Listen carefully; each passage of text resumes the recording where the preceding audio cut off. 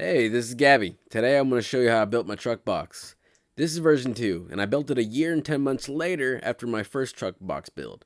The first half of this vid covers the changes I made to the design, and the last half covers the flaws of the first design. So in this video, I won't really be showing the build. If you kind of want to see how it was done, see the first truck box build. There's a gray card up in the corner and a link in the description. First, the original box weighed 87 pounds unloaded. The new one weighs 60 pounds unloaded. Version 2 uses 1/4 inch plywood, while version 1 used 3/4 inch plywood. Secondly, version 2 comes with a sliding lid that is slightly oversized. The hinges are on the inside and the lid covers the entire top of the box. Version 1 had the hinges on the outside and it only covered 95% of the top of the box. Lastly, each panel in version 2 was primed and painted with sanding in between each step. The paint job on version 2 is heavy duty to say the least.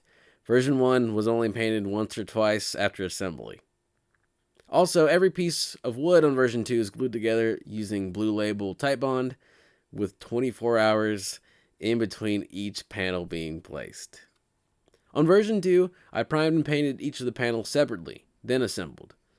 As you can imagine, this took a while. The frame, however, was painted after assembly.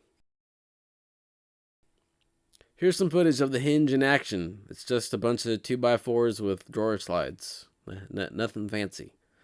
To keep the back of the lid in place when it's closed, I've installed these 2 locking screws that engage once you close the lid. The bottom was reinforced with 2x2 since I couldn't screw the bottom of the box to the side walls. The last bit I want to say is I left the short side walls open until the very ending because it made installing the lid easy, especially the hinges.